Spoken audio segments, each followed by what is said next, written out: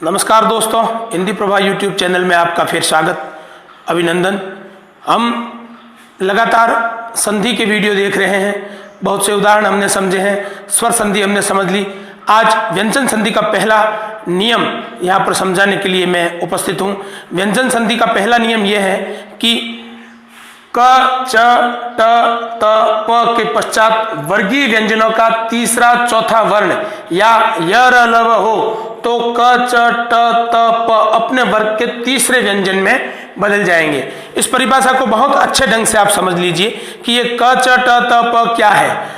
आपने व्यंजन पढ़ते समय ये समझा होगा कि 25 व्यंजन जो है उनको हम वर्गीय व्यंजन कहते हैं और उनके पांच वर्ग बने हुए हैं। पांच व्यंजनों के 5 वर्ग बने हुए हैं। क वर्ग में 5 व्यंजन है, च वर्ग में 5 व्यंजन है, ट वर्ग में 5 व्यंजन है, त वर्ग और प वर्ग सभी में 5 व्यंजन है। कुल मिलाकर क से लगाकर और म तक 25 व्यंजन होते हैं। इन व्यंजनों को अच्छी तरह समझ लेने के पश्चात आपको ये बात ठीक ढंग से समझ में आ जाएगी। क, च, ट, त, प क्या है। क, च, ट, त, प अपने अपने वर्ग की पहली ध्वनि है और इसमें किस प्रकार से संधि होती है कि जब क, च, ट, त, प के पश्चात वर्गीय व्यंजन यानी यही जो 25 मैंने अभी आपको बताए, इन वर्गीय व्यंजनों का तीसरा और चौथा व्यंजन आ जाता है। तीसरा और चौथा व्यंजन का मतलब क्या हुआ। क वर्ग में क, ख, ग और घ तीसरा चौथा है। क और ख पहला दूसरा है, ग और घ तीसरा चौथा है।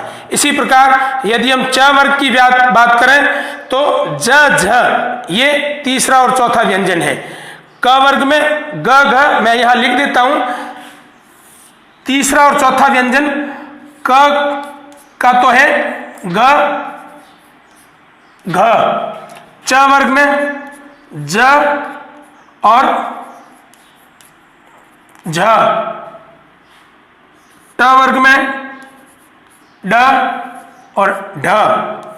त वर्ग में द और ध। प वर्ग में ब और भ। ये जो व्यंजन है ये तीसरे चौथे व्यंजन है। इनको आप अच्छी तरह समझ लीजिए कि नियम क्या कहता है कि क, च, ट, त, प के पश्चात वर्गीय व्यंजनों का तीसरा चौथा वर्ण आता हो तो ये क, च, ट, त, प के बाद में ये व्यंजन अगर आ जाए, यानी ऐसा नहीं कि क के बाद में यही आएंगे, क के बाद में इनमें से कोई आ सकता है, च के बाद में भी इनमें से कोई आ सकता है। यानी वर्गीय व्यंजनों के ये जो 10 व्यंजन है इन ध्वनियों के बाद में अगर आ जाते हैं तो क्या होता है कि क, च, ट, त, प अपने वर्ग के तीसरे व्यंजन में बदल जाते हैं। यानी क ग में बदल जाएगा, च ज में बदल जाएगा, ट ड में बदल जाएगा, त त में बदल जाएगा और प ब में बदल जाएगा। ये इस प्रकार का परिवर्तन होगा। इसके साथ एक बात और है कि इन 5 ध्वनियों के बाद जो अपने अपने वर्ग की पहली ध्वनि है, इन 5 ध्वनियों के बाद अगर य, र, ल, व आ जाते हैं तो भी यही बात होती है कि क, च, ट, त, प अपने वर्ग के तीसरे व्यंजन में यानी इस व्यंजन में बदल जाएंगे। ये व्यंजन संधि का पहला नियम जो मैं आपको बता रहा हूं इसको आप अच्छी तरह समझ लें। कुछ उदाहरण बता रहा हूं आपको। आप देखिए यहां पर मैंने शब्द लिख रखा है दिक और गज।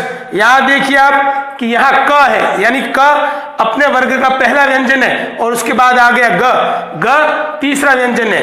तो यहां पर परिवर्तन क्या होगा कि ये क जो है वो अपने वर्ग के तीसरे व्यंजन में यानी ग में बदल जाएगा।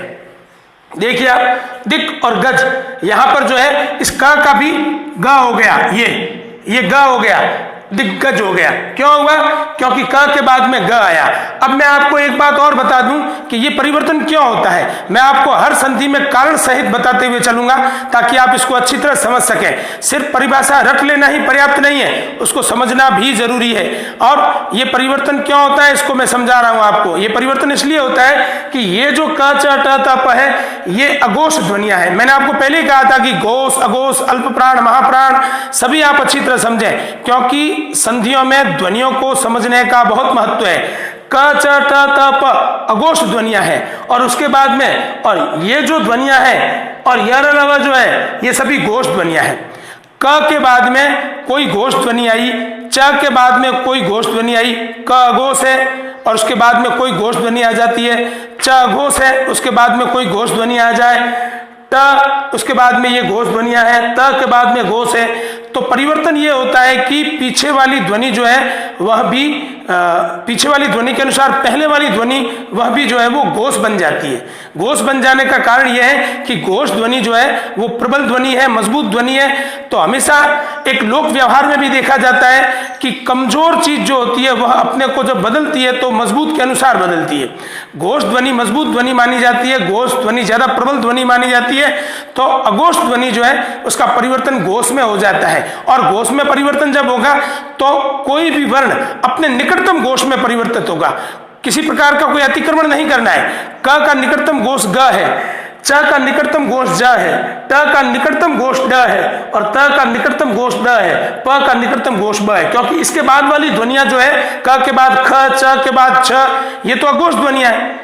तो क के बाद जो सबसे नजदीक घोष है उस ध्वनि में उसका बदलाव होगा। ये नियम इस प्रकार काम करता है। आप देखिए ये क के बाद में ग आया तो क का सबसे नजदीक का घोष कौन सा है? क और ख, ये तो दोनों घोष है। क के बाद में जो है वो ग घोष है, तो ये जो है वो दिग्गज हो गया।